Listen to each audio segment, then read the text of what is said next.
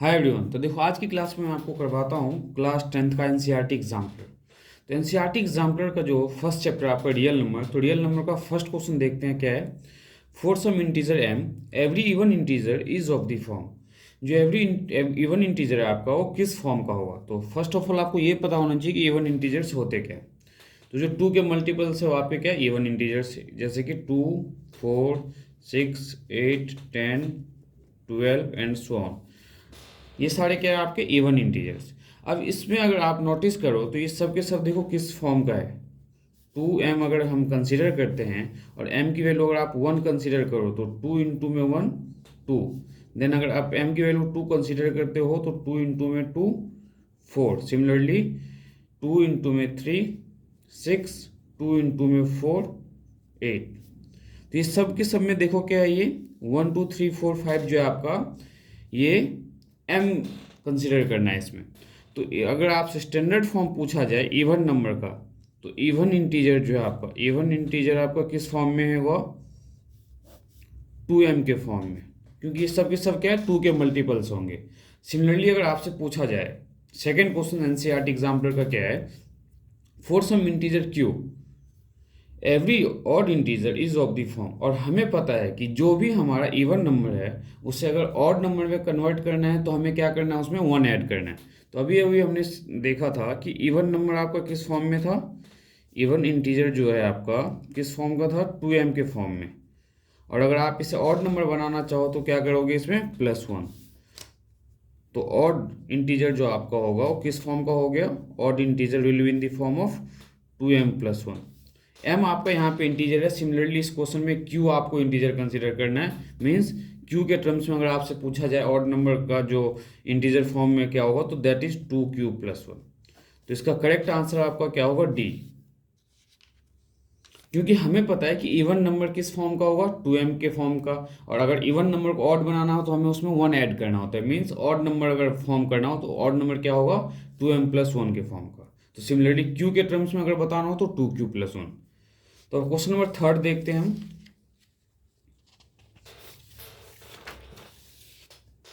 देखो, question number third आपका क्या है, n² - 1 is divisible by 8 if n is. n की वैल्यू आप क्या कंसीडर करोगे, जो n² - 1 जो है डिविजिबल बाई 8 हो, मीन्स 8 से डिवाइड हो जाए। देखो, इंटीजर अगर आप लेते हो यहाँ पे, इंटीजर में क्या होता है कि कोई भी पॉजिटिव या नेगेटिव नंबर लो, आप उसे इंटीजर्स बोलते हो। तो इंटीजर्स तो इस केस में इसलिए नहीं होगा क्योंकि आप नेगेटिव नंबर लो, -5, तो -5 का स्क्वायर 25, -1 24। सिमिलरली नेचुरल नंबर, अब यहाँ पे n² - 1 के टर्म्स में हमें डायरेक्ट देखो, n की वैल्यू अगर मैं वहाँ पे 1 कंसीडर करता हूँ तो 1 का स्क्वायर -1 0। अगर मैं n की वैल्यू 2 कंसीडर करता हूँ तो 2 का स्क्वायर -1 दैट इज 4, 2 का स्क्वायर 4 -1 3। और n की वैल्यू अगर मैं 3 कंसीडर करता हूँ तो 3 का स्क्वायर 9 -1 मिला 8। तो अगर आप n की वैल्यू 3 कंसीडर कर रहे हो, means odd number, natural number भी नहीं, ऑड नंबर। अगर n की वैल्यू 3 के बाद अगर ऑड नंबर आपसे पूछा जाए तो क्या है, 5। तो 5 का स्क्वायर -1 करो तो 25 -1 24। तो ये 24 भी 8 से डिवाइड होगा और ये 8 भी 8 से डिवाइड होगा। तो n² - 1 जो है डिविजिबल बाई 8 कब होगा, जब वो आपका ऑड इंटीजर होगा। तो इसका करेक्ट आंसर क्या होगा, सी। सिमिलरली फोर्थ क्वेश्चन देखो आपका क्या है, if the HCF of 65 and 117, मतलब 65 और 117 का जो एचसीएफ है is expressible in the form of 65 and 117 minus में, then the value of m आपको बताना है। तो सबसे पहले आपको क्या करना है, इसमें 65 और 117 का एचसीएफ फाइंड करना है लॉन्ग डिवीजन मेथड से। तो जिसे नहीं आता है आप समझने की कोशिश करो। हमें क्या करते हैं, जब एचसीएफ लॉन्ग डिवीजन मेथड से फाइंड करना हो तो लार्जेस्ट नंबर को स्मॉलेस्ट नंबर से डिवाइड करते हैं। तो 117 को जब आपने डिवाइड किया 65 से, 65 1 जा 65, देन 7 में से 5 गया तो 2, और ये 11 में से 6 गया तो 5। नाउ अब जिस नंबर से आपने पहले डिवाइड किया था वापस से उसी नंबर को हम उसके रिमाइंडर से डिवाइड करेंगे, मीन्स 65 को डिवाइड करेंगे। तो 52 1 जा 52, 5 में से 2 गया तो 3, 6 में से 5 गया तो 1। नाउ अब जो रिमाइंडर आया उससे हम क्या करेंगे, फर्दर डिविजर को डिवाइड करेंगे। और फर्दर डिविजर क्या आपका 52। तो 13 4 जा 52, रिमाइंडर क्या आ गया 0। जिस नंबर से आपने लास्ट टाइम डिवाइड किया वो आपका क्या होगा SCF। लेकिन इनके अकॉर्डिंग, क्वेश्चन के अकॉर्डिंग जो SCF है आपका क्या है 65m माइनस 117। तो according to question 65m minus 117 किसके इक्वल होगा? SCF क्या है आपका 13, तो 13 के इक्वल। तो 65m इक्वल टू 13 प्लस 117। अब 13 प्लस 117 को आप ऐड करो और उसे 65 से डिवाइड करो। तो 65m इक्वल टू, जब आप 13 और 117 को ऐड करोगे तो क्या मिला 130, and m equals to 130 divided by 65, then m की वैल्यू क्या है आपके पास 2। m की वैल्यू अब आपके पास क्या है 2। हमने ऐसा क्यों किया? क्योंकि इनके अकॉर्डिंग इन्होंने जो बोला था SCF आपका किस फॉर्म का है 65m माइनस 117। तो हमने क्या किया, इन दोनों का SCF निकाला और हमारे अकॉर्डिंग जो SCF आया है वो क्या है 13। मीन्स ये जो है किसके इक्वल होना चाहिए 13 के इक्वल। तो हमने इसके SCF को 13 के इक्वल पुट किया और यहाँ से हमने m की वैल्यू बहुत ही सिंपल मेथड से फाइंड कर लिया। अब क्वेश्चन नंबर 5 देखते हैं NCERT एग्जाम्पलर का। देखो क्वेश्चन नंबर 5 क्या है आपका, बहुत ही इंपॉर्टेंट क्वेश्चन है ये, कई बार आपके पेपर में पूछा भी गया है और कल के एग्जाम के लिए बहुत ही ज़्यादा इंपॉर्टेंट है। देखो, the largest number which divide 70 and 125। आपको लार्जेस्ट नंबर बताना है, इसे ध्यान में रखना। अगर लार्जेस्ट नंबर पूछा जाए या ग्रेटेस्ट नंबर पूछा जाए मीन्स आपको SCF फाइंड करना है। स्मॉलेस्ट नंबर या लीस्ट नंबर पूछा जाए तो आपको LCM फाइंड करना है। Which divide 70 and 125 leaving reminder 5 and 8 respectively. मतलब एक ऐसा लार्जेस्ट नंबर आपको बताना है जो इन दोनों को डिवाइड कर रहा हो बट रिमाइंडर आपको क्या दे रहा हो। फर्स्ट वाले को अगर डिवाइड करता है तो रिमाइंडर 5 मिल रहा है और सेकंड वाले नंबर को डिवाइड करता है तो रिमाइंडर क्या मिल रहा है आपको 8। तो हम सबसे पहले क्या करेंगे, दोनों नंबर में से फर्स्ट वाले में से 5 और सेकेंड वाले में से 8 माइनस करेंगे। तो 70 माइनस 8, सॉरी 70 माइनस 5। तो 70 माइनस 5 क्या मिला 65, एंड 125 में से आपको क्या माइनस करना 8। 125 में से 8 माइनस करोगे तो 117। अब हमें क्या करना है SCF फाइंड करना है। हमें SCF इसलिए फाइंड करना है क्योंकि हमें लार्जेस्ट नंबर पूछा है। अगर हमसे स्मॉलेस्ट नंबर पूछता या लीस्ट नंबर पूछता तो हमें LCM फाइंड करना होता। तो SCF ऑफ 65 एंड 117। तो 117 को आप 65 से डिवाइड करो। 65 1 जा 65, 6 में से 5 गया, 7 में से 5 गया तो 2, 11 में से 6 गया तो 5। नाउ फिर अब जो है हमें 65 को डिवाइड करना है किससे 52 से। 52 1 जा 52, 5 में से 2 गया तो 3, 6 में से 5 गया तो 1। अब 52 को डिवाइड करो आप 13 से। 13 4 जा 52, रिमाइंडर 0। मीन्स SCF आपका क्या है, जो लास्ट नंबर जिस नंबर से आप डिवाइड करते हो आपका SCF होता है। तो SCF क्या है 13। तो आपका लार्जेस्ट नंबर क्या है जो इन दोनों को डिवाइड कर रहा है, दैट इज 13। तो इसका आंसर क्या होगा, ऑप्शन A करेक्ट आंसर होगा। ये भी बहुत इंपॉर्टेंट क्वेश्चन है आपका NCERT एग्जाम्पलर का, कई बार आपके प्री बोर्ड में भी मिले होंगे ये क्वेश्चन आपके पेपर में। अब देखो इसमें क्या गिवन है आपके पास, if two positive integers A and B, आपके पास दो पॉजिटिव इंटीजर A और B जो किस फॉर्म में है, A equals to x cube into में y square and B equals to x y cube. तो देखो A इक्वल्स टू क्या है एक्स क्यूब इंटू में y square and B equals to आपके पास क्या है एक्स वाई क्यूब। आपको फाइंड क्या करना है, where x and y are the prime numbers then SCF।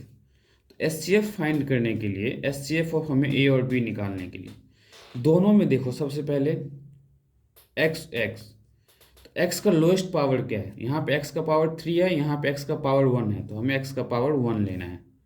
और यहाँ पे y का पावर क्या है 2 और यहाँ पे क्या है y का पावर 3, तो हमें y का पावर क्या लेना है 2 लेना है। मीन्स स्मॉलेस्ट, SCF के केस में हमें स्मॉलेस्ट पावर लेना है और LCM के केस में हमें ग्रेटेस्ट पावर लेना है। तो SCF जो आएगा आपका A और B का वो क्या आएगा x इंटू में वाई स्क्वायर।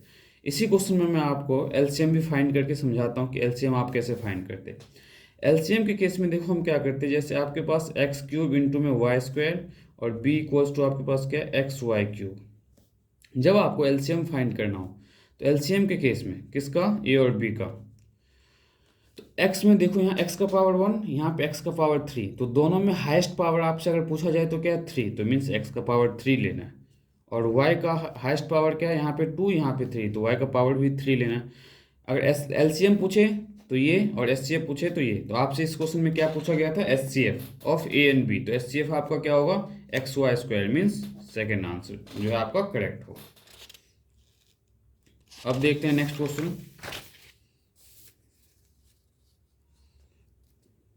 क्वेश्चन नंबर 7 देखो, एनसीईआरटी एग्जाम्पलर का क्या रहता है, product of non zero rational and irrational. Non zero rational मतलब हमें रेशनल नंबर जो है, आपको पता है कि जीरो भी एक रेशनल नंबर है, लेकिन इन्होंने बोला है नॉन जीरो रेशनल, मतलब जीरो जो रेशनल नंबर है उससे हमें कंसीडर नहीं करना है। अगर जीरो नहीं कंसीडर करना है मीन्स आप कोई सा भी अगर रेशनल नंबर लेते हो, जैसे कि 2/3 या 5/7 या 9/8, 0/9 नहीं ले सकते, क्योंकि नॉन जीरो रेशनल नंबर बोला हुआ है इन्होंने ऑलरेडी, तो ये नंबर आपको नहीं लेना है। मीन्स कोई सा भी रेशनल नंबर लो, लेकिन न्यूमरेटर में क्या नहीं होना चाहिए, जीरो नहीं होना चाहिए। मीन्स 8/5 ये सब क्या है आपके रेशनल नंबर। अगर इन सब रेशनल नंबर को किसी इरेशनल नंबर से मल्टीप्लाई करते हो, इरेशनल नंबर आपका क्या होता है, जो रूट में हो। इरेशनल नंबर क्या होंगे आपके, जैसे √2, √3, √5, √7। इनमें से किसी भी इरेशनल नंबर को अगर आप रेशनल नंबर के साथ मल्टीप्लाई करते हो तो हमेशा आपको क्या मिलेगा, ध्यान रखना, रेशनल इंटू में रेशनल नंबर इंटू में इरेशनल नंबर, हमेशा क्या मिलेगा, इरेशनल नंबर। तो रेशनल इंटू में इरेशनल क्या मिला आपको, इरेशनल नंबर। एग्जाम्पल देखो, जैसे √2 को आप 5/7 से मल्टीप्लाई करोगे तो 5√2/7 होगा, जो कि क्या है, एक इरेशनल नंबर। तो इसका आंसर क्या होगा, ऑलवेज इरेशनल नंबर, क्योंकि हमें नॉन जीरो रेशनल लेना। अगर नॉन जीरो नहीं गिवन होता तो क्या होता, some time rational some time irrational, लेकिन यहाँ पे हमें इन्होंने बोला है कि non zero rational, that means always अगर नॉन जीरो रेशनल को इरेशनल से मल्टीप्लाई करेंगे तो हमें इरेशनल नंबर मिलेगा। ये प्रॉपर्टी है 9th क्लास की, याद रखना आप, बहुत ही इंपॉर्टेंट क्वेश्चन है आपके लिए। सिमिलरली क्वेश्चन नंबर 8 देखो, क्वेश्चन नंबर 8 में क्या है, if the two positive integer p and q can be expressed as. देखो अब जो आपके पास p दिया हुआ है किस फॉर्म में है, a इंटू में b² एंड q जो दिया हुआ है आपके पास वो क्या है, a³ इंटू में b, where a and b are the prime numbers. Prime numbers मतलब जिसके दो ही फैक्टर्स होते हैं। हमें क्या फाइंड करना है, एलसीएम फाइंड करना है। तो एलसीएम किसका फाइंड करना है, p q का। तो एलसीएम मैंने आपको अभी अभी समझाया था कि एलसीएम के केस में हम क्या करते हैं, पहले देखते हैं दोनों में कॉमन क्या है। दोनों में कॉमन क्या है, ए, और ए का हाईएस्ट पावर क्या है, यहाँ पे 1, यहाँ पे 3, तो मीन्स 3 लेना है। सिमिलरली बी का यहाँ पावर 2 है, यहाँ बी का पावर 1 है, तो हमें बी के पावर 2 को कंसिडर करना है। एलसीएम के केस में हाईएस्ट पावर और एचसीएफ के केस में लोएस्ट पावर। तो एलसीएम क्या हो गया आपका, a³ b², means C option. ऐसे ही सारे के सारे एनसीईआरटी एग्जाम्पलर के क्वेश्चंस कवर कर लो, पेपर आपका बहुत ही अच्छा जाने वाला है फिर। अब देखो क्वेश्चन नंबर 9 क्या है रियल नंबर का, the least number that is divisible by all the numbers. आपको सबसे छोटा नंबर बताना है जो 1 to 10 सारे नंबर को डिवाइड कर सके। तो हमें बताना है 1 to 10 तक में जो भी नंबर है उनसे डिवाइड होने वाले नंबर्स कौन से हैं। मतलब देखो 1 का तो कोई मतलब नहीं है, 1 एक ऐसा नंबर है जिससे सारे के सारे नंबर्स डिवाइड हो सकते हैं। 2 से ये भी डिवाइड हो सकता है, ये भी डिवाइड हो सकता है, ये भी डिवाइड हो सकता है, ये भी डिवाइड हो सकता है, आपको पता होगा इतना। 3 से देखो ये डिवाइड नहीं होगा, ये डिवाइड नहीं होगा, मीन्स 3 हम कंसिडर नहीं कर सकते। 4 से ये डिवाइड नहीं होगा, मीन्स 4 भी हम कंसिडर नहीं कर सकते, क्योंकि हमें ऐसा नंबर बताना है जो इन सब को डिवाइड करे। अब 5 देखो, 5 से ये डिवाइड हो सकता है, ये डिवाइड हो सकता है, बट ये नहीं हो सकता। सिमिलरली 6 से ये डिवाइड नहीं हो सकता, ये डिवाइड नहीं हो सकता। जब एक डिवाइड नहीं हो रहा तो हमें नेक्स्ट नंबर पे मूव कर जाना है। 7 से डिवाइड नहीं होगा, 8 से देखो ये डिवाइड नहीं होगा, 9 से देखो 9 से ये डिवाइड नहीं होगा। अब 10 देखो आप, 10 से ये डिवाइड हो जाएगा, ये डिवाइड हो जाएगा, और ये आपका 504 भी डिवाइड हो जाएगा। हमें बताना है the list number that is divisible by all the numbers from 1 to 10, और 1 और 10 भी इंक्लूड है। मीन्स आपको एक ऐसा नंबर बताना है जो 1 to 10 सारे के सारे नंबर से वो नंबर डिवाइड हो जाए। तो देखो 2520 का एग्जाम्पल देखो आप, 2520 ये नंबर 2 से डिवाइड हो सकता है, 2 1 2, 2 2 4, 2 6 12, 0। अब 3 से डिवाइड करके देखो आप, 3 8 जा 24, 3 4 जा 12, 0। वैसे ही 2520 को आप किसी भी नंबर से डिवाइड करके देखो, हर एक नंबर से डिवाइड होगा। 4 से करके देखते हैं, पहले आपको 2 से करके दिखाता हूँ। देखो 2520 को मैंने 2 से डिवाइड किया, तो 2 1 जा 2, 2 2 जा 4, एक कैरी इसमें गया, 2 6 जा 12, 0।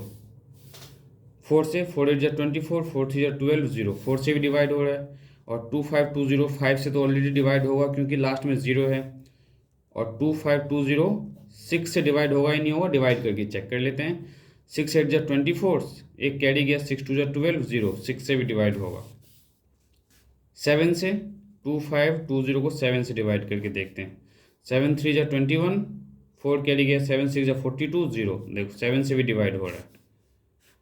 2520 को अगर आप 8 से डिवाइड करते हो तो 8 3 जा 24, एक कैरी गया इसमें, 8 1 जा 8, और कैरी 4, तो 8 5 जा 40। 8 से भी डिवाइड हो रहा है। 2520।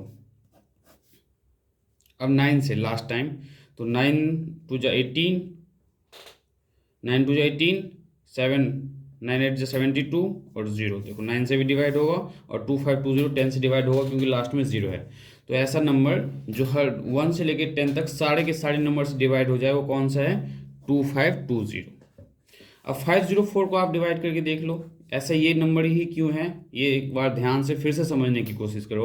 अगर आप 504 को 7 से डिवाइड करते हो तो 7 9 जा, देखो 7 से डिवाइड करोगे तो क्या आएगा? 7 7 जा 49, 7 2 जा 14। 7 से तो डिवाइड हो रही है, बट क्या 8 से डिवाइड होगा? तो देखो 8 6 जा 48, 2 कैरी गया इसमें, 8 से भी डिवाइड हो रहा है। 3 से डिवाइड होगा, 3 1 जा 3, 2 कैरी गया 18, तो ये 3 से भी डिवाइड हो रहा है। अब 9 से करके देखो,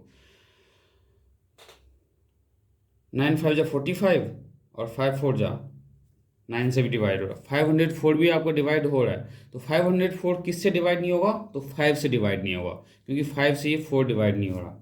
दैट्स वाई हम 504 कंसीडर नहीं करेंगे, 2520 कंसीडर, क्योंकि 2520 को मैंने डिवाइड करके दिखाया, हर एक नंबर से डिवाइड हो रहा है। इंक्लूसिव का मतलब है कि 1 से भी डिवाइड होना चाहिए, 10 से भी डिवाइड होना चाहिए। अब देखो, ये टर्मिनेटिंग नॉन टर्मिनेटिंग वाला क्वेश्चन बहुत ही ज़्यादा इंटरेस्टिंग है, पेपर में कई बार पूछा जाता है। ये लिखा है, the decimal expansion of the rational number 14587 will terminate.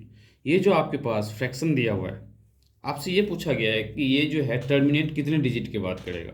तो सबसे पहले देखो, टर्मिनेट करना हमें क्या करना है, 14587 अपॉन में 1250 को सिंपलेस्ट फॉर्म में करना है। अगर ये किसी से कैंसिल आउट हो रहा है तो आपको कैंसिल करना है।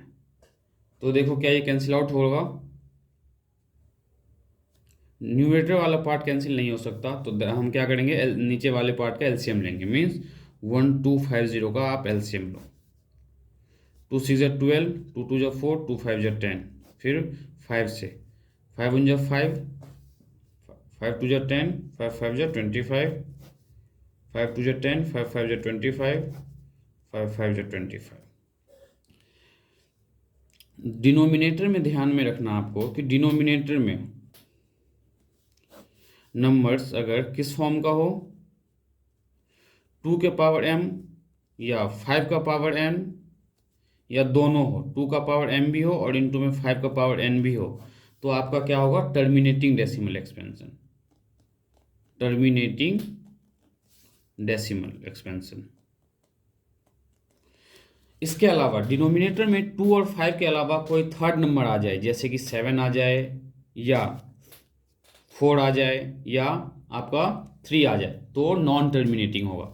अब हमें इन्होंने पूछा है कि ये नंबर टर्मिनेटिंग तो है, क्योंकि हमें पता है हमारे जो फैक्टर्स आए हैं ओनली 2 एंड 5 आया है। अगर 2 एंड 5 के अलावा कोई और अदर फैक्टर आता तो ये आपका टर्मिनेटिंग नहीं होता। ये टर्मिनेटिंग है, लेकिन हमें बताना है कितने डिजिट के बाद टर्मिनेट होगा। तो देखो, अगर आप इसे पावर के फॉर्म में लिखो इस प्राइम फैक्टराइजेशन को, तो 2 इंटू में 5 का पावर क्या लिखोगे? 4। तो क्यों लिखेंगे? क्योंकि 1 2 3 4 5 जो है 4 टाइम्स आया है, तो जो हाईएस्ट पावर होगा टर्मिनेट उतने डिजिट पे करेगा। तो हाईएस्ट पावर इसमें क्या है? 5 का 4, तो it will terminate after the 4 digit. ये आपको ध्यान में रखना है। अगर मान लो यहाँ पे पावर 3 होता तो ये 3 डिजिट के बाद टर्मिनेट करता, मतलब अगर डिवाइड करेंगे हम इसे तो 4 डिजिट के बाद डिवाइड आपका जो है ख़त्म हो जाएगा, टर्मिनेट कर जाएगा। तो ये बहुत ही इंपॉर्टेंट क्वेश्चन है, ध्यान में रखना। सबसे पहले मेथड क्या है इसमें, नंबर को न्यूमरेटर डिनोमिनेटर को सिंपलेस्ट फॉर्म में रखो। अगर न्यूमरेटर डिनोमिनेटर किसी नंबर से कैंसिल आउट नहीं हो रहा है, देन आप डिनोमिनेटर वाले पार्ट का एलसीएम लो और उसे 2 और 5 के टर्म्स में ब्रेक करो। 2 और 5 के अलावा कोई थर्ड फैक्टर आता है तो नॉन टर्मिनेटिंग होगा।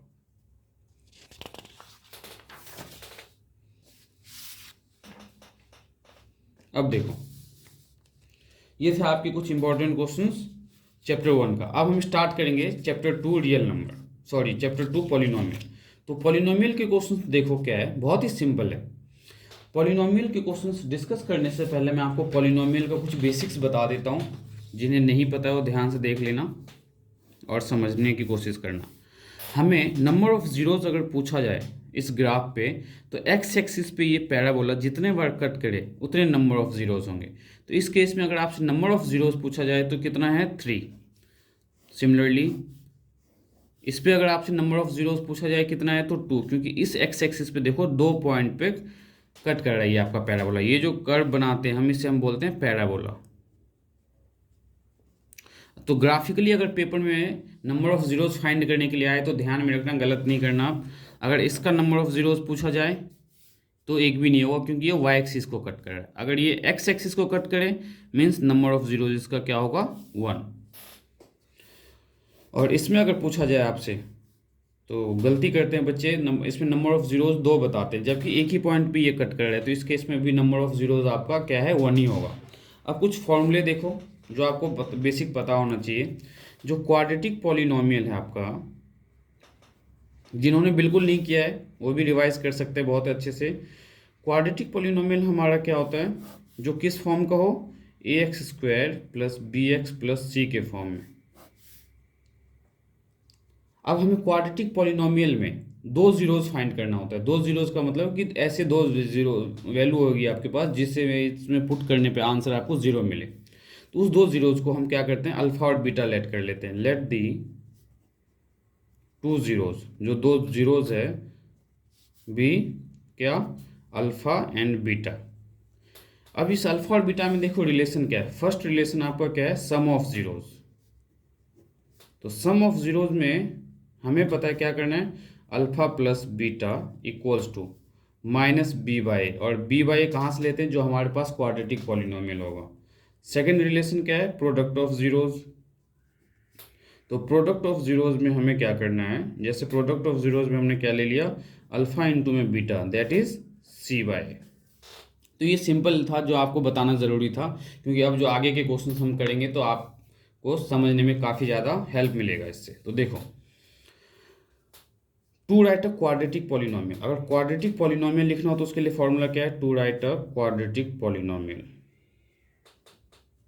क्वाड्रेटिक पॉलिनोमियल, तो क्वाड्रेटिक पॉलिनोमियल जब हमें लिखना हो तो इसके लिए बहुत ही सिंपल फॉर्मूला है, k times x² - alpha + beta into में x + अल्फा इंटू में बीटा। इस टाइप के क्वेश्चंस हम डिस्कस करेंगे। बस फॉर्मूला याद रखना, क्वाड्रेटिक पॉलिनोमियल लिखना हो तो k times x² - alpha + beta into में x + अल्फा इंटू में बीटा। तो स्टार्ट करते हैं पॉलिनोमियल के कुछ इंपॉर्टेंट क्वेश्चंस एनसीईआरटी एग्जाम्पलर के। देखो, फर्स्ट क्वेश्चन आपका क्या है, if 1 zero of the quadratic polynomial k - 1 into में x² + kx + 1 इज -3। मतलब एक जीरो जो दिया हुआ है इस क्वाड्रेटिक पॉलिनोमियल का क्या है, -3। इसका मतलब है कि अगर आप x की वैल्यू इसमें -3 पुट करते हो तो ये आपको आंसर 0 देने वाला है। जीरोज का यही मीनिंग है। तो देखो, लेट x = -3 आपको पुट करना है। तो k - 1 इंटू में -3 का स्क्वायर प्लस k इंटू में -3 + 1, और k की वैल्यू जब -3 पुट करोगे तो मैंने अभी बताया आपको क्या मिलने वाला है, 0। तो हम =0 पुट करेंगे। नाउ k - 1 और -3 का जब स्क्वायर करोगे तो 9 प्लस k इंटू में -3k + 1 = 0। नाउ 9 को मल्टीप्लाई करो, 9k - 9 -3k + 1 = 0। 9k - 3k 6k -9 + 1 तो -8 = 0। Then 6k = 8 and k = 8/6। तो इसको सिंपलेस्ट फॉर्म में चेंज कर लो, 2 4 जा 8, 2 3 जा 6। तो k की वैल्यू क्या है आपके पास, 4/3। तो इसका करेक्ट आंसर क्या होगा, फर्स्ट 4/3। फिर से एक बार रिवाइज करवाता हूँ मैं आपको। इफ़ 1 0 मतलब ज़ीरो जो दिया हुआ है इसका मतलब है कि उसकी वैल्यू अगर आप इस पॉलिनोमियल में पुट करो तो आंसर 0 मिलेगा। तो देखो हमने x की वैल्यू पुट करके इक्वल्स टू 0 इक्वेट किया है। एक दो क्वेश्चन और देखते हैं इसमें। देखो यहाँ पे a quadratic polynomial whose zeros are -3 and 4। आपको क्वाड्रेटिक पॉलिनोमियल बताना है जिसके जीरोज क्या है -3 एंड 4। ये जीरोज दिया हुआ है तो लेट हमने क्या किया, एक को अल्फ़ा ले लिया और एक को हमने बीटा ले लिया। तो अल्फ़ा क्या है आपके पास -3, बीटा क्या है 4। अब अभी अभी मैंने आपको क्या बताया था, क्वाड्रेटिक पॉलिनोमियल का फॉर्मूला क्या था, k times x square minus alpha plus beta into में एक्स प्लस अल्फ़ा इंटू में बीटा। अब देखो k times x square minus alpha plus beta मतलब -3 + 4, तो -3 + 4 इंटू में एक्स प्लस -4 इंटू में 3 अल्फ़ा इंटू में बीटा। तो k times x square minus -3 + 1 -3 + 4 1 x -12 means k times x square minus x 1x का मतलब x -12।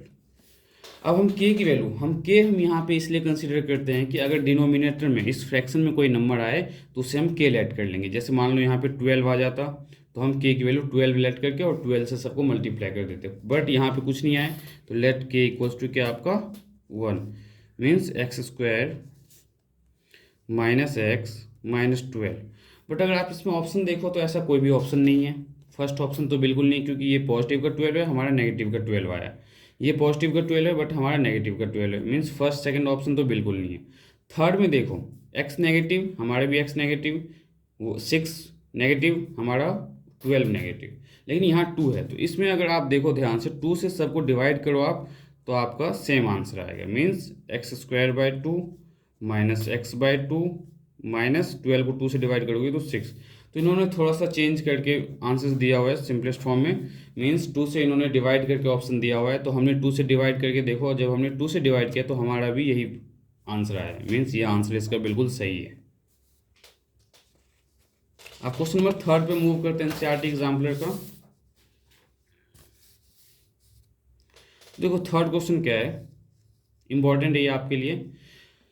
If the zeros of a quadratic polynomial x square plus a + 1x + b are 2n-3। अभी इससे पहले जो हमने कुछ questions किए थे उसमें हमें एक ही जीरो दिया था, बट अब हमें 2 जीरोज दिया हुआ है।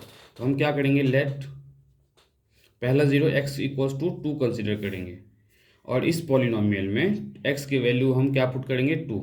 तो 2 का स्क्वायर प्लस a + 1 इंटू में x, तो और x की वैल्यू क्या है 2 प्लस b, और जब x की वैल्यू 2 पुट करेंगे तो क्या मिलना चाहिए 0, क्योंकि इसके जीरोज हैं। 2 का स्क्वायर 4, 2 को मल्टीप्लाई करो तो 2a + 2 प्लस b = 0। इसे सिंपलेस्ट फॉर्म में चेंज करो, 2a + b और 4 + 2 6, और राइट साइड में लेके जाओ तो -6। फर्स्ट इक्वेशन तो आपको ये मिला। सिमिलरली अब हम लेट क्या करेंगे, x = -3, क्योंकि 2 जीरोज दिया हुआ है। तो अब x = -3 पुट करना है वापस से उसी इक्वेशन में। तो इक्वेशन क्या है, x² + a + 1x + b। x की वैल्यू -3, तो -3 का स्क्वायर प्लस a + 1 इंटू में x, और x क्या है -3 प्लस b = 0। तो -3 का स्क्वायर 9 प्लस -3 को जब a से मल्टीप्लाई करोगे तो -3a -3 plus b = 0। 9 -3a -3 plus b = 0 simplest form में। तो -3a प्लस b और 9 - 3 6 प्लस का, और राइट साइड में गया तो -6। ये second equation.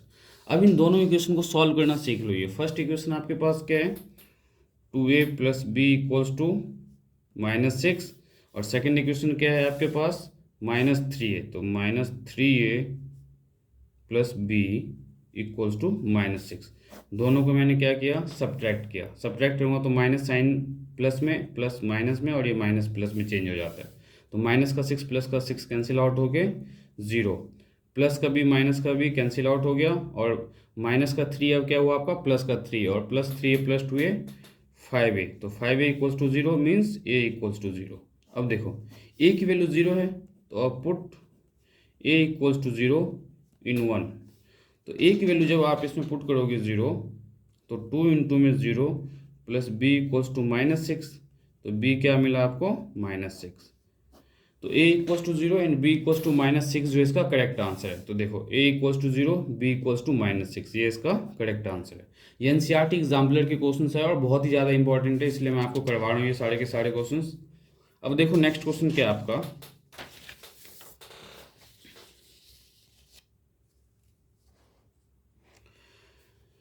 The number of the polynomial having zeros as -2 and 5। आपको नंबर ऑफ पॉलिनोमियल बताने हैं जिसके जीरोज क्या है -2 एंड 5। तो कभी भी ध्यान में रखना, नंबर ऑफ पॉलिनोमियल पूछे तो नंबर ऑफ पॉलिनोमियल इसमें इनफाइनाइट हो सकता है, मतलब बहुत सारे पॉलिनोमियल ऐसे हो सकते हैं जिसके जीरोज -2 एंड 5 आए। मतलब क्या है इसका, कि जैसे मान लो कि इक्वेशन आपके पास x² + 7x + 10, अगर इसको आप फैक्टराइज करते हो तो भी आपको वही ज़ीरो मिलेगा। अगर आप 2x² + 14x + 20 को फैक्टराइज करो तो भी सेम ज़ीरोज़ मिलेंगे।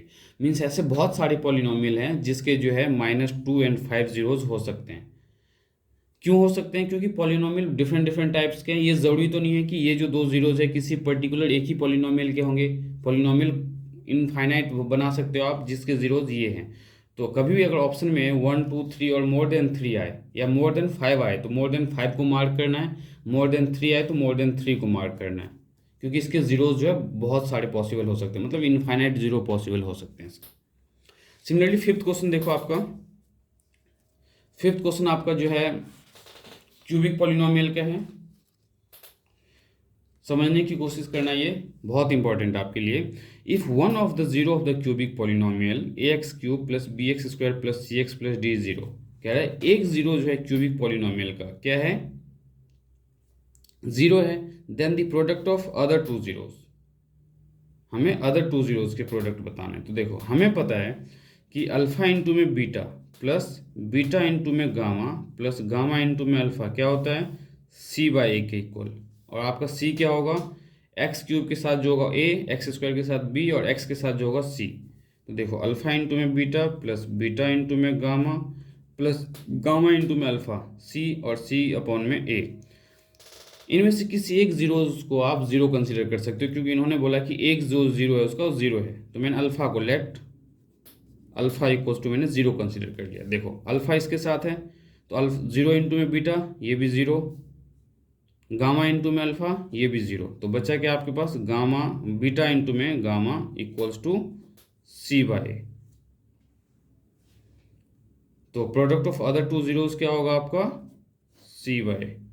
तो इसका करेक्ट आंसर क्या है ये। अब मैंने ये फॉर्मूला क्यों यूज़ किया ये आपको थोड़ा सा रिवाइज करवा देता हूँ। क्यूबिक पॉलिनोमियल में 3 फॉर्मूले हैं। क्यूबिक पॉलिनोमियल में फर्स्ट है आपका sum of zeros, means alpha plus beta plus gamma किसके इक्वल होगा, -by के इक्वल। सेकेंड होगा sum of zeros taken two at a time, जैसे अल्फा इंटू में बीटा प्लस बीटा इंटू में गामा प्लस गामा इंटू में alpha c/a and alpha into में beta into में गामा इक्वल्स टू -dy। अब आपके mind में यह आ रहा होगा कि हमने इस वाले में क्यों पुट किया, इसमें भी तो पुट कर सकते थे। इसमें हमने इसलिए पुट नहीं किया क्योंकि इसमें अगर हम अल्फा को जीरो ले लेंगे तो ये बीटा और गामा भी आपका जीरो हो जाएगा, लेकिन हमें product of other two zeros बताना है, इसलिए हमने सेकेंड वाले फॉर्मूले का यूज़ किया है। इसका अगर हम पुट करते हैं तो मान लीजिए यहाँ पे अल्फा की वैल्यू जीरो कंसीडर करेंगे तो जीरो इंटू में बीटा इंटू में गामा -dy ये सबको जीरो कर देता, तो हम इससे आंसर नहीं बता सकते थे।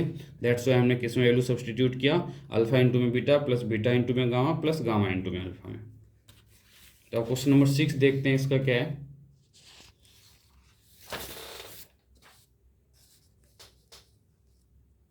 तो ये देखो क्वेश्चन नंबर आपका 6 क्या है, if one of the zero of a cubic polynomial x³ + ax² + bx + c is -1। कह रहा है 1 0 जो है इस क्यूबिक पॉलिनोमियल का वो -1 है।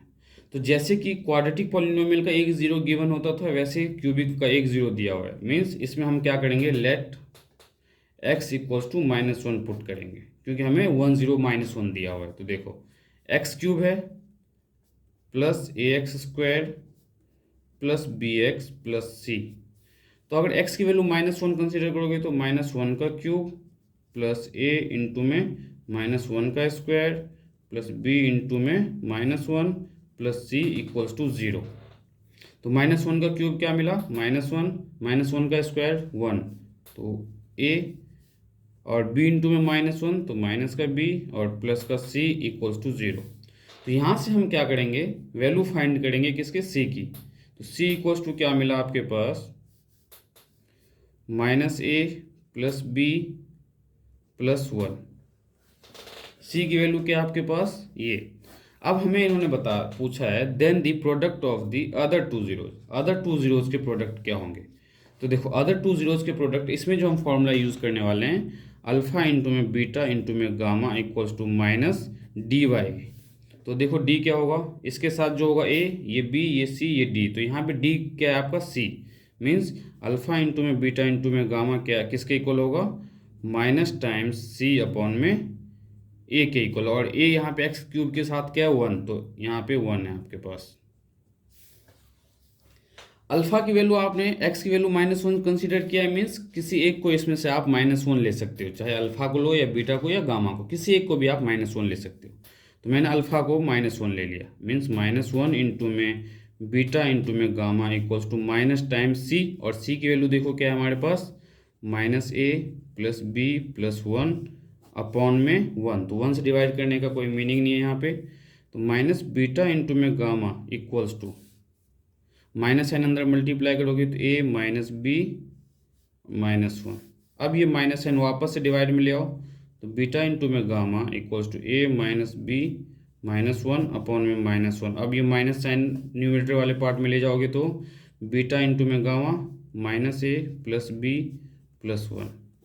तो product of other two zeros क्या आएगा, -a प्लस बी प्लस 1। तो देखो -a प्लस बी प्लस 1 कौन सा ऑप्शन है आपका, ए। तो product of other two zeros आपका क्या आएगा, -a प्लस बी प्लस 1। कैसे आया, बहुत ही सिंपल वे में मैंने आपको समझाया। तो ये था आपके एनसीईआरटी एग्जाम्पलर के चैप्टर 2 का क्वेश्चन। अब हम स्टार्ट करेंगे चैप्टर 3 के क्वेश्चन। तो चैप्टर 3 के क्वेश्चन डिस्कस करने से पहले मैं आपको कुछ बेसिक्स बताऊंगा। इस चैप्टर में पेयर ऑफ लीनियर इक्वेशन में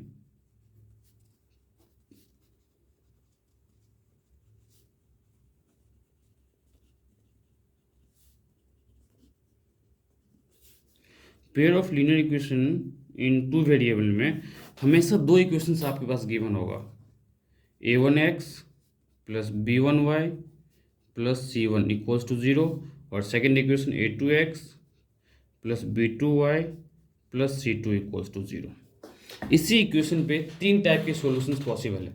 वो तीन टाइप के सॉल्यूशन देखो क्या क्या पॉसिबल है।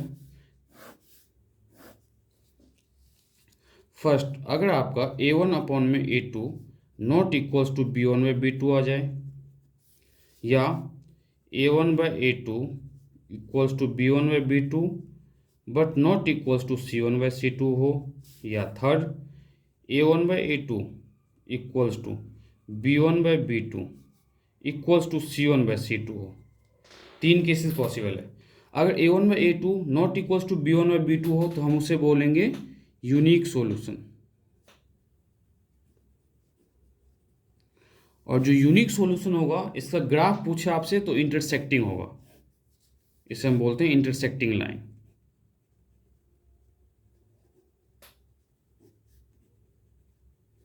अब देखो a1 by a2 equals to b1 by b2 equals not equals to अगर c1 बाई c2 हो तो इस केस में आपका क्या होगा, नो सॉल्यूशन, मीन्स सॉल्यूशन नहीं निकलेगा इसमें। और नो सॉल्यूशन का अगर आपसे ग्राफ पूछा जाए तो क्या होगा, parallel line, parallel lines. Similarly अगर तीनों के तीनों इक्वल आए, means a1 by a2 equals to b1 by b2 और equals to c1 by c2 आए तो इनफाइनाइटली मेनी सॉल्यूशन। ये याद रखना है आपको, बस इसी पे ये पूरा कंप्लीट चैप्टर है, इनफाइनाइटली मेनी सॉल्यूशन। और इनफाइनाइटली मेनी सॉल्यूशन का जो ग्राफ होगा वो क्या होगा, कोइंसिडेंट। कोइंसिडेंट का मतलब होता है कि सारे के सारे पॉइंट्स एक ही लाइन पे लाई करेंगे, कोइंसिडेंट। अब देखो, जिसके सॉल्यूशन एग्जिस्ट करता है, मीन्स जिसके सॉल्यूशंस आप फाइंड कर सकते हो, उसे हम बोलते हैं कंसिस्टेंट। तो कंसिस्टेंट कौन सा होगा? एक तो यूनिक सॉल्यूशन वाला, यूनिक सॉल्यूशन, और सेकंड आपका इनफाइनाइटली मेनी सॉल्यूशन।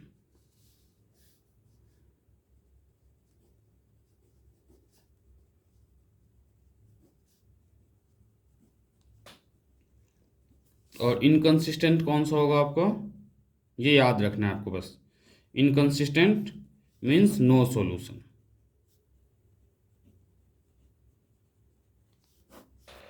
इस चैप्टर में, जो चैप्टर थर्ड है, इतने फॉर्मूले आपके लिए काफ़ी है। ये फॉर्मूले आपको बस याद होना चाहिए कि unique solution means intersecting line, no solution means parallel line, infinitely many solution means coincident line. और अगर इंटरसेक्टिंग लाइन और कोइंसिडेंट हुआ, दैट मीन्स कैसा होगा? वो कंसिस्टेंट होगा। और अगर नो सॉल्यूशन हुआ मीन्स वो इनकंसिस्टेंट होगा। अब हम इसके कुछ क्वेश्चंस डिस्कस करते हैं।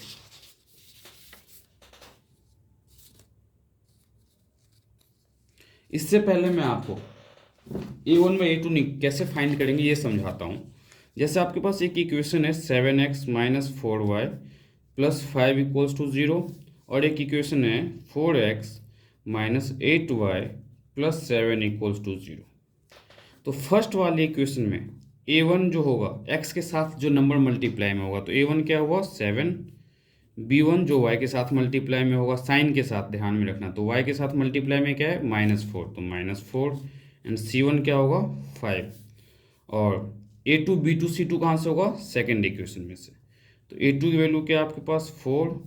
b2 की वैल्यू क्या है? -8। एंड c2 आपके पास क्या है? 7। देन हम क्या फाइंड करेंगे इसमें? a1 by a2। a1 by a2 क्या है? 7/4। b1 बाई b2 क्या होगा आपका? -4/-8, और इसे सिंप्लीफाई करोगे तो क्या आ जाएगा? 1/2। माइनस से माइनस कैंसिल आउट, 4 1 जा 4, 4 2 जा 8। और c1 बाई c2 की वैल्यू आपके पास क्या है? 5/7। अब देखो इस केस में देखो, a1 बाई a2 क्या है? 7/4, b1 बाई b2 क्या है? 1/2। दोनों डिफरेंट वैल्यू है, means a1 by a2 not equals to b1 by b2। और अगर ऐसा हो तो क्या होगा? Unique solution, unique solution. और जो यूनिक सॉल्यूशन होगा वो क्या होता है आपका? कंसिस्टेंट। और ग्राफ पूछा जाए आपसे तो ग्राफ क्या होगा इसका? Intersecting line.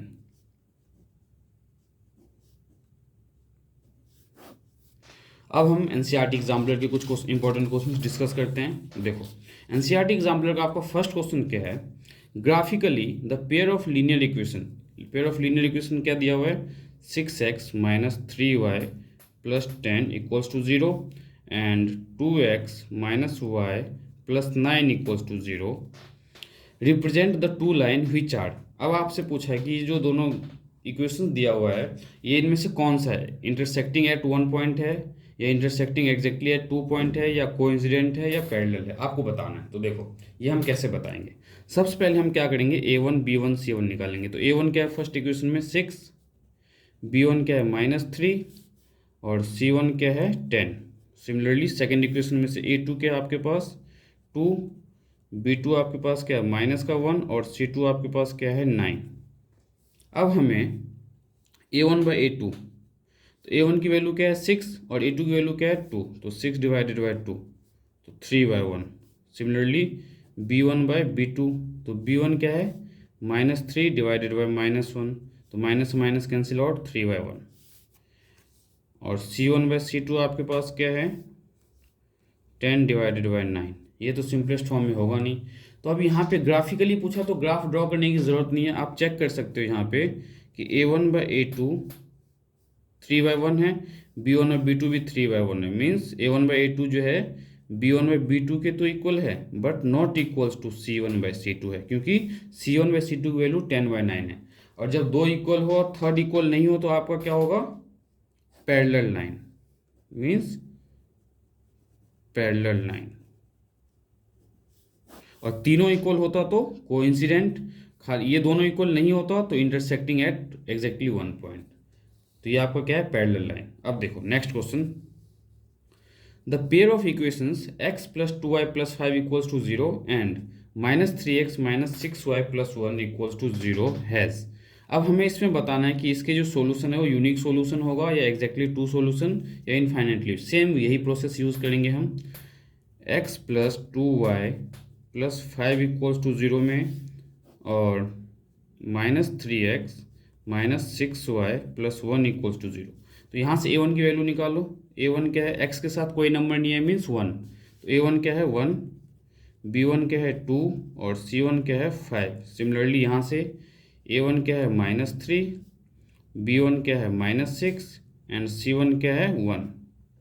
अब a1/a2 निकालो, तो a1/a2 क्या आएगा 1/-3, b1/b2 क्या आएगा 2/-6 मीन्स 2 1 2, 2 3 6 और c1/c2 क्या आया 1/5। तो देखो a1/a2 क्या है 1/-3 मीन्स -1/3, ये दोनों सेम है बट ये सेम नहीं है।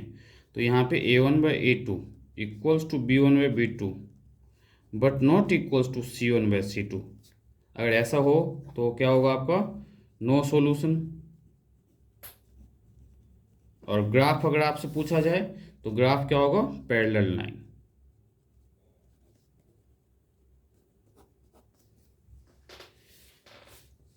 होप सो कि आप लोगों को ये सारे क्वेश्चन समझ में आ रहे होंगे। तो अब क्वेश्चन नंबर 3 देखो आपका क्या है। थर्ड में बोला था pair of equations is consistent. मैंने स्टार्टिंग में बताया था आपको कि कंसिस्टेंट क्या होते हैं, जिसके सॉल्यूशंस होते हैं। Then the lines will be, देखो कंसिस्टेंट मैंने आपको बताया था कब होगा, जब यूनिक सॉल्यूशन होगा और जब इनफाइनाइटली मेनी सॉल्यूशन होगा।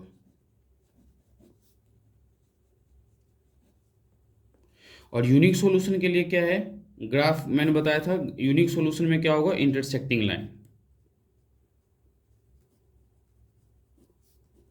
और इनफाइनाइटली मेनी सॉल्यूशन में मैंने क्या बताया था ग्राफ कोइंसिडेंट लाइन। तो then the line will be क्या होगा इसमें इंटरसेक्टिंग और कोइंसिडेंट, क्योंकि कंसिस्टेंट दोनों के केस में पॉसिबल है। आपका यूनिक सॉल्यूशन हो तो भी और इनफाइनाइटली मेनी सॉल्यूशन हो तो भी। और जब यूनिक सॉल्यूशन हो तो ग्राफ क्या होगा इंटरसेक्टिंग, और जब इनफाइनाइटली मेनी सॉल्यूशन हो तो ग्राफ क्या होगा कोइंसिडेंट लाइन। तो इसका सी ऑप्शन सही है। सिमिलरली फोर्थ क्वेश्चन देखो, the pair of equations y equals to 0 and y equals to -7 has. आपको वो गिवन है y equals to 0 and y equals to -7, इसके सॉल्यूशंस पूछ रहे हैं। तो देखो ये आपने क्लास 8 9th में बहुत ड्रॉ किया होगा क्वाड्रेंट। y यहाँ पे 0 होता है आपका, तो इस लाइन को आप एक्सटेंड कर दो। अब y इक्वल्स टू -7 कहाँ पे होगा, y नेगेटिव का है मीन्स नीचे कहीं यहाँ पे होगा -7, y इक्वल्स टू -7। इस लाइन को भी आप एक्सटेंड कर दो। तो ये दोनों लाइन आपको क्या दिख रहा है पैरेलल, और जब दो लाइंस पैरेलल हो, टू लाइंस आर पैरेलल, और जब दो लाइन पैरेलल हो तो सॉल्यूशन कैसा होगा, जब टू लाइंस पैरेलल हो तो नो सॉल्यूशन। तो इसका करेक्ट आंसर क्या है डी, नो सॉल्यूशन। सिमिलरली अगर आपसे बोला जाए कि x equals to 0 and x equals to 4, तो इसे आप ग्राफ पे कैसे ड्रॉ करोगे। देखो ये आपका क्वाड्रेंट है, x भी यहाँ पे 0 होता है, y भी 0 होता है, ध्यान में रखना आपको। तो x 0 तो ऐसे, और x इक्वल्स टू 4 तो x इक्वल्स टू 4 कहीं यहाँ पे होगा, तो यहाँ पे एक लाइन ड्रॉ कर दो। ये लाइन किसकी है x इक्वल्स टू 4। तो ये दोनों लाइन क्या है पैरेलल, तो इस केस में भी क्या होगा आपका नो सॉल्यूशन। तो अब देखो क्वेश्चन नंबर 5। क्वेश्चन नंबर 5 में क्या बोला है, the pair of equations x equals to a and y equals to b graphically represent line which are. Pair of equations में सब क्या दिया हुआ है आपके पास, x equals to a and y equals to b। आपसे पूछ रहा है ये किस टाइप का सॉल्यूशन होगा, पैरेलल होगा या इंटरसेक्टिंग एट b, ए होगा, या कोइंसिडेंट है, या इंटरसेक्टिंग एट a, b है। तो देखो ये हमने लिया quadrant, x equals to a means x equals to anything, कोई भी नंबर हो सकता है, तो एक्स इक्वल्स टू ए हमने यहाँ पे लिया। और अभी अभी मैंने आपको ड्रॉ करके बताया था कि एक्स इक्वल्स टू 4 लेंगे तो एक स्ट्रेट लाइन ड्रॉ करते हैं, तो एक्स इक्वल्स टू ए में हमने एक स्ट्रेट लाइन ड्रॉ किया। Similarly y equals to b, positive का है तो मान लो वाई इक्वल्स टू बी कहीं यहाँ पे होगा, यहाँ पे एक्स इक्वल्स टू ए है, यहाँ पे वाई इक्वल्स टू आपका बी है, तो वाई इक्वल्स टू बी, इस लाइन को भी एक्सटेंड कर दो। तो ये जो पॉइंट है, पॉइंट हम हमेशा कैसे लिखते हैं, पहले एक्स के कोऑर्डिनेट, एक्स यहाँ पे क्या है ए और वाई यहाँ पे क्या है बी, तो ये जो पॉइंट है आपका क्या है, intersecting at a comma b, not b comma a, क्योंकि हमें पता है कि हम पहले जो कोऑर्डिनेट लिखेंगे तो एक्स एक्सिस के पॉइंट पहले लिखते हैं, that means x equals to a है मीन्स यहाँ पे एक्स ए होगा और वाई यहाँ पे बी होगा, तो intersecting at a comma b, इसका डी करेक्ट आंसर होगा। अगर आपसे x equals to minus a और y equals to minus b given हो तो इसे ग्राफ पे ड्रॉ करना सीख लो, कैसे ड्रॉ करते हैं। देखो x equals to minus a means x negative कहाँ पे होगा, यहाँ पे कहीं होगा, ये लाइन आपने x equals to minus a का ड्रॉ किया, y equals to minus b तो y equals to minus b कहीं यहाँ पे लाई करेगा, y equals to minus b. जब इस लाइन को आप एक्सटेंड करोगे तो इसका इंटरसेक्टिंग पॉइंट ये होगा, और इस पॉइंट को अगर आप फाइंड करना चाहो तो x इक्वल्स टू क्या है माइनस ए और y इक्वल्स टू क्या है माइनस बी, तो कोऑर्डिनेट क्या होगा इसका माइनस ए कॉमा माइनस बी। तो बहुत ही सिंपल है ये। सिमिलरली सिक्स्थ क्वेश्चन देखो आप, सिक्स्थ में बोला गया है for what value of k do the equations this and this represent coincident line. हमें पता है for coincident line, coincident line का मतलब इनफाइनाइटली मेनी सॉल्यूशन,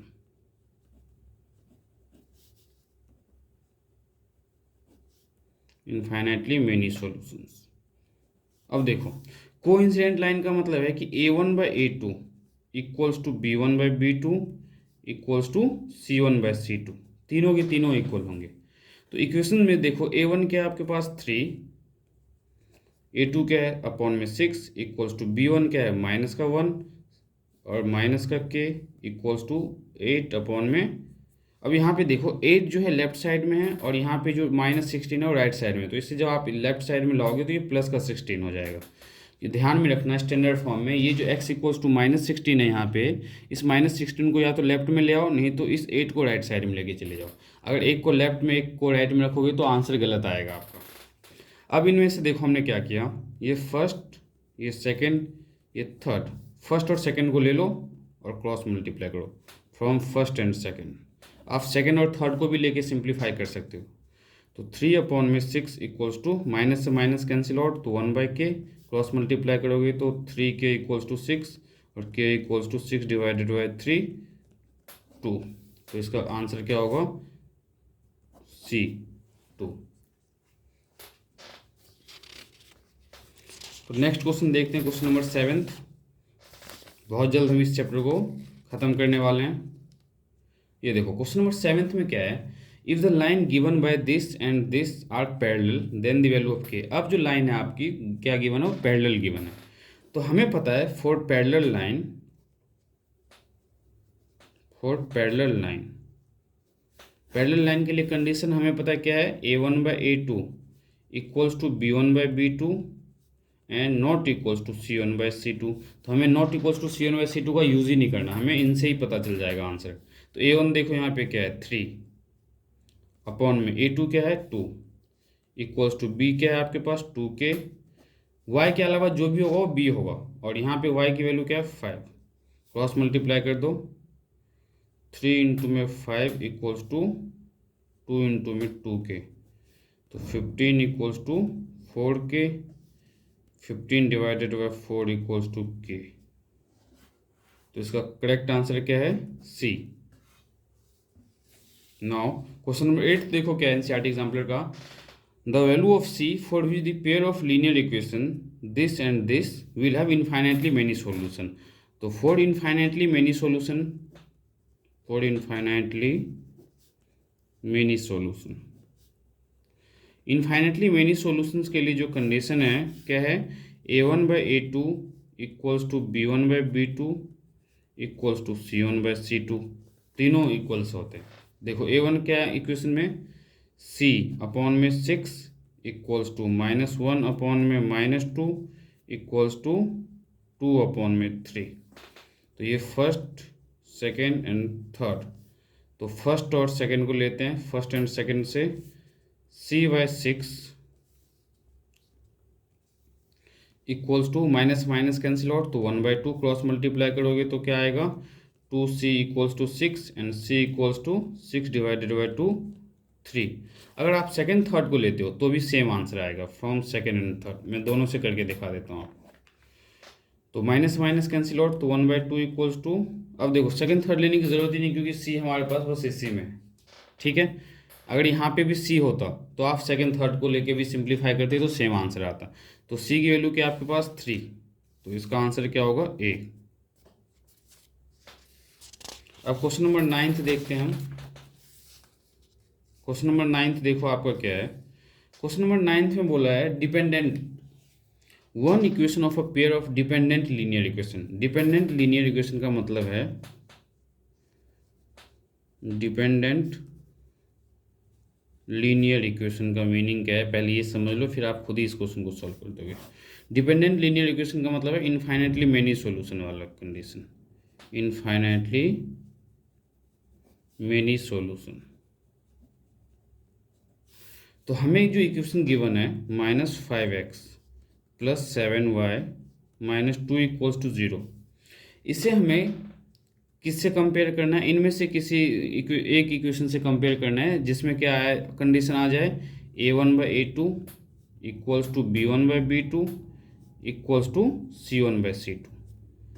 तो देखो -5 को अगर मैं 10 के साथ लूँ तो -5/10 इक्वल्स टू 7 के साथ मैं अगर माइनस का 14 लूँ इक्वल्स टू -2 के साथ मैं 4 लूँ।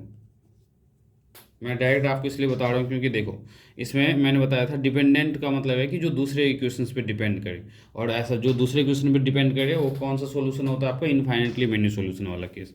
इसे सिंप्लीफाई करोगे तो -1/2 equals to -1/2 equals to -1/2,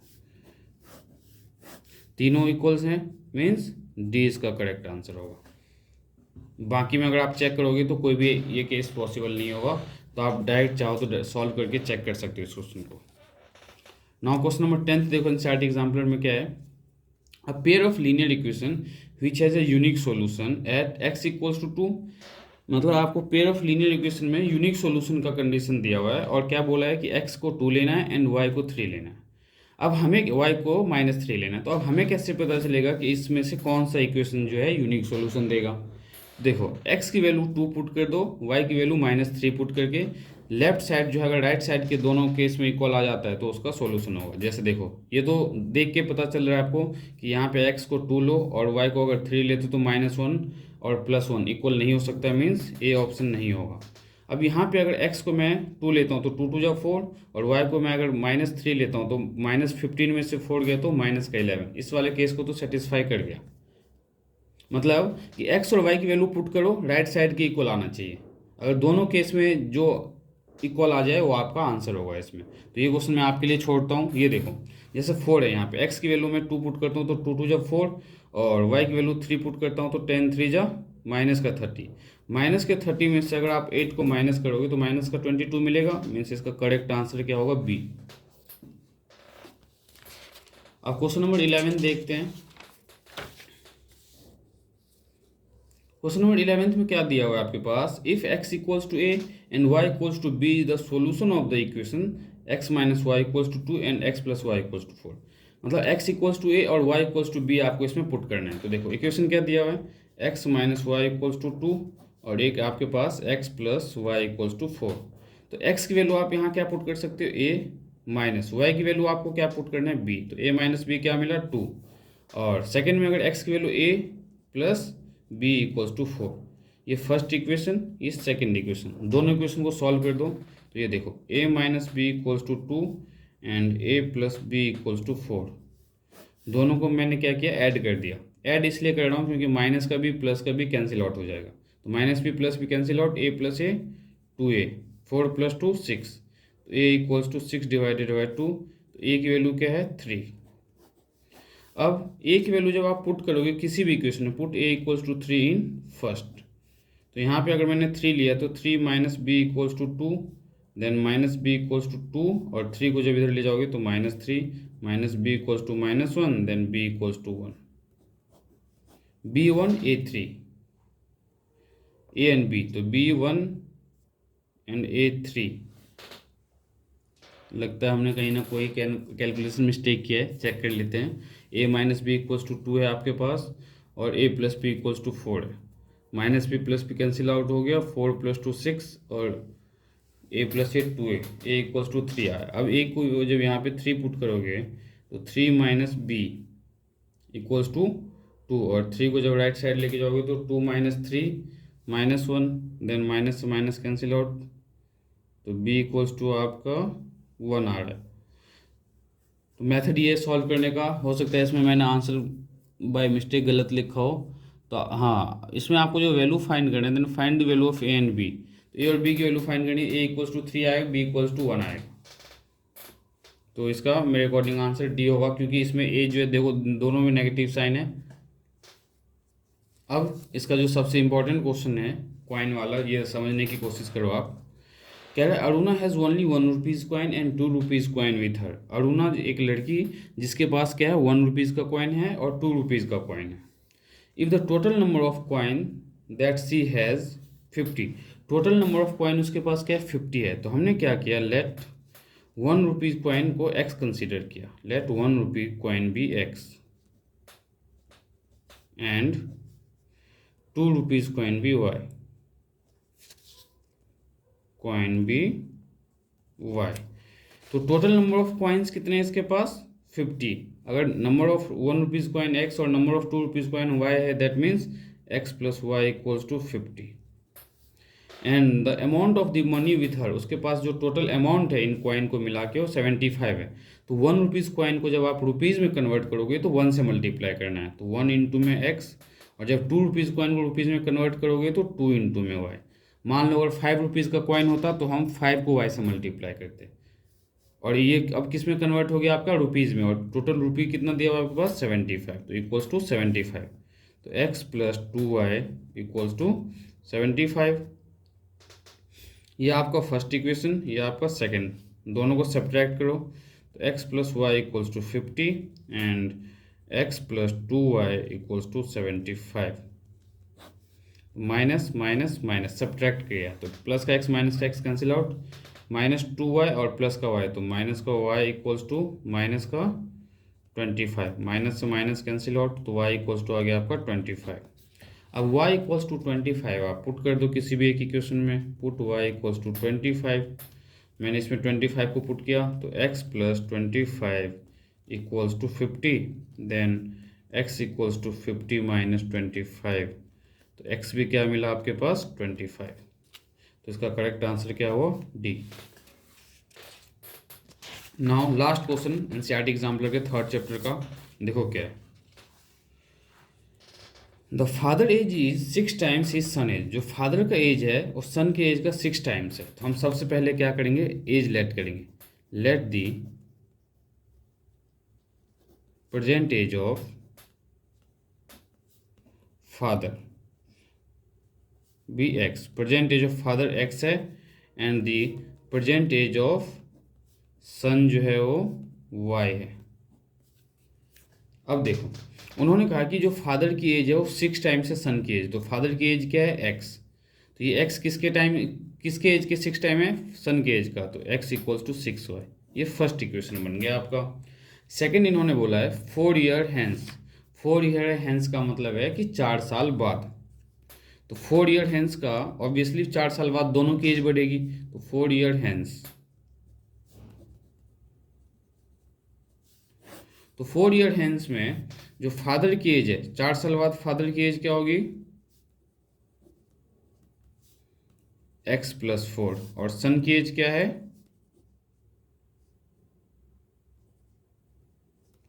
y plus 4।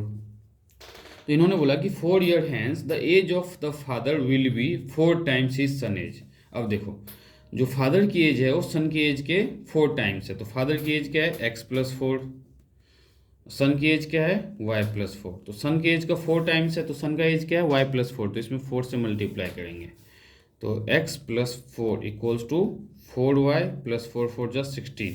अब इसे सिंपलेस्ट फॉर्म में लिख लो, x - 4y इक्वल्स टू 16 - 4, तो x - 4y इक्वल्स टू 12, ये आपका सेकेंड इक्वेशन। अब फर्स्ट और सेकेंड को सॉल्व कर दो, तो put x equals to 6y in second, क्योंकि x इक्वल्स टू 6y हमें ऑलरेडी पहले से गिवन है। तो अब x की वैल्यू जब 6y यहाँ पुट करेंगे हम, तो 6y - 4y इक्वल्स टू 12, तो 6y - 4y 2y equals to 12, तो y equals to 12 divided by 2 6। तो y हमने किसका एज लेट किया था, सन का, तो सन का एज क्या है 6 ईयर। तो अब फादर की एज क्या होगा, तो फादर की एज फाइंड करते हैं, फादर एज, तो फादर की एज क्या है 6y, तो 6 इंटू में y क्या है 6, तो 36, तो फादर की एज क्या है 36 ईयर्स। तो इसका आंसर क्या होगा 6 and 36, ये इसका करेक्ट आंसर है। तो एज वाले क्वेश्चंस कभी भी अगर पेपर में आया तो आपको ऐसे ही सॉल्व करना है। ये हमने जो अभी क्वेश्चन सॉल्व किए हैं चैप्टर 1, 2, 3 का एनसीईआरटी एग्जाम्पलर कंप्लीट कवर किया है। अब हम नेक्स्ट वीडियो में चैप्टर बाकी के जो चैप्टर है फर्स्ट टर्म के, उसका वीडियो जो है बाकी क्वेश्चंस हम कवर करेंगे। तो उम्मीद करता हूँ कि आप लोगों के समझ में आया होगा। तो बाकी के क्वेश्चंस हम नेक्स्ट वीडियो में स्टार्ट करेंगे।